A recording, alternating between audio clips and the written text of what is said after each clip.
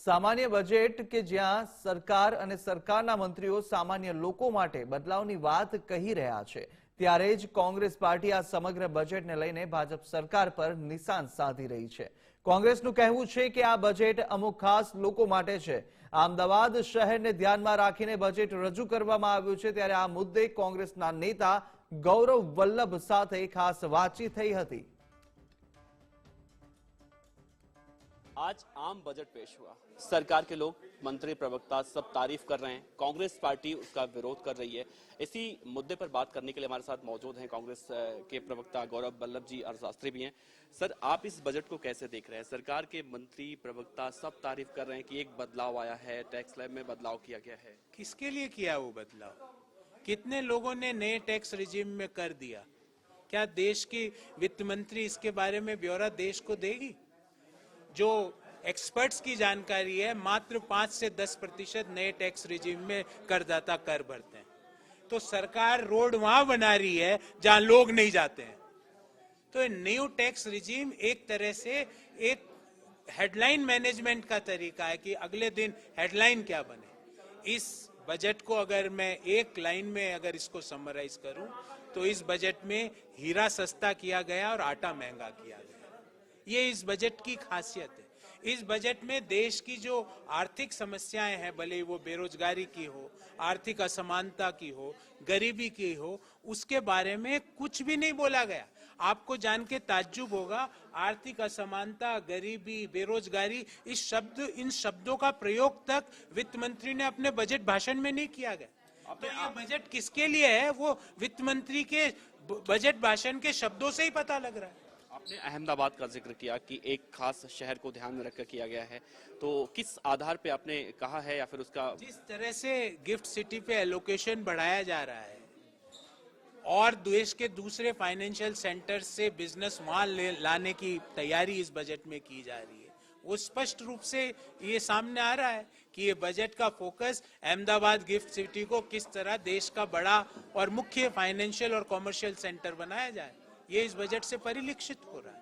पर बजट में जो मुख्य समस्याएं थी देश की कि हम भुखमरी में 107वें नंबर पर है दुनिया में। ह्यूमन डेवलपमेंट इंडिकेटर्स में हमारी रैंकिंग दुनिया में 132वें नंबर पर है। पर कैपिटा जीडीपी में हमारी रैंकिंग 135वें नंबर पर है। उन मुद्दों को ये बजट क्यों नहीं टैकल कर पाया?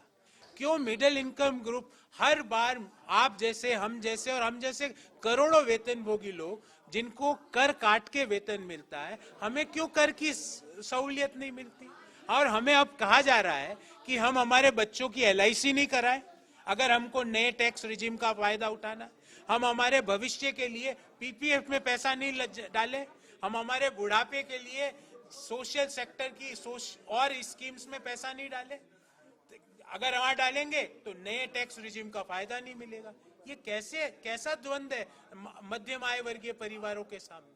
तो सरकार ने नए टैक्स रिजीम में रियायत देके उस जगह पर रोड बनाने का प्रयास किया है जहां कोई जाता ही नहीं है। एक बात और कही गई कि भारत अर्थव्यवस्था के मामले में 5वें नंबर पर है, और दूसरा आप ही के पार्टी के नेता हैं कार्ति चिदम्बरम साहब, वो भी तारीफ कर रहे हैं टैक्स, खासतौर से एक चीज का, टैक्स स्लैब का। मुझे नहीं पता कि उनकी तारीफ का आधार क्या है। हो सकता है कि उनको नहीं पता हो कि 2 तरह के टैक्स रिजीम है। ओल्ड टैक्स रिजीम है जिसमें कोई बदलाव नहीं किया गया और जिसमें एग्जम्पशन मिलता है करदाता को, और एक न्यू टैक्स रिजीम है जिसमें बदलाव किया गया, रियायत दी गई, पर उसमें किसी तरह का कोई एग्जम्पशन नहीं मिलता। तो मुझे नहीं पता कि उन्होंने किस आधार पे तारीफ की, वो तो वही बताएंगे। पर ऐसा मैं सोच सकता हूं कि शायद उन्हें पता ना हो कि 2 तरह की टैक्स रिजीम्स देश में। आखिरी सवाल करूंगा, इस पूरे बजट में आपको क्या अच्छा लगा? मुझे सबसे अच्छा ये लगा कि ये भारतीय जनता पार्टी सरकार का अगले 70 साल का अंतिम मेन बजट है, क्योंकि जिस तरह से उन्होंने देश को भुखमरी, गरीबी और बेरोजगारी में धकेला है 2024 में, बिकॉज हमारे यहाँ तो लोकतंत्र में हम लोगों को भरोसा है, 2024 में देश के लोग इसका जवाब बैलेट जो EVM मशीन पर कांग्रेस की सरकार को चुनकर जरूर करेंगे। शुक्रिया सर बात करने के लिए। तो साफ तौर से गौरव वल्लभ पंत जी का यही कहना है कि इस बार का जो बजट पेश किया गया है वो सिर्फ आने वाले, चाहे वो आम चुनाव हो या फिर नौ विधानसभा चुनाव जो जिन राज्यों में होने हैं, उन सबको देख कर किया गया है, ना कि आम लोगों के लिए इस बजट को पेश किया गया है। कैमरा पर्सन गौरव के साथ देवनाथ पांडे, गुजरात फर्स्ट, दिल्ली। તો જે રીતે આજે બજેટ 2023 રજૂ કરવામાં આવ્યું હતું અને કોંગ્રેસના નેતાએ આની પર પ્રહાર કર્યા હતા, માત્ર એક સિટીનું આ બજેટ હોવાનું તેઓએ જણાવ્યું છે। આ બજેટ અમુક ખાસ લોકો માટે છે તેવું ગૌરવ વલ્લભ કોંગ્રેસના નેતા કહી રહ્યા છે। બજેટ અમદાવાદ શહેરને ધ્યાનમાં રાખીને રજૂ કરવામાં આવ્યું હોય તેવું તેઓની પ્રતિક્રિયા હતી। સાથે તમામ જે રીતે આજે બજેટ રજૂ થયું છે તેને લઈને કોંગ્રેસના નેતાએ આવી પ્રતિક્રિયાઓ આપી છે।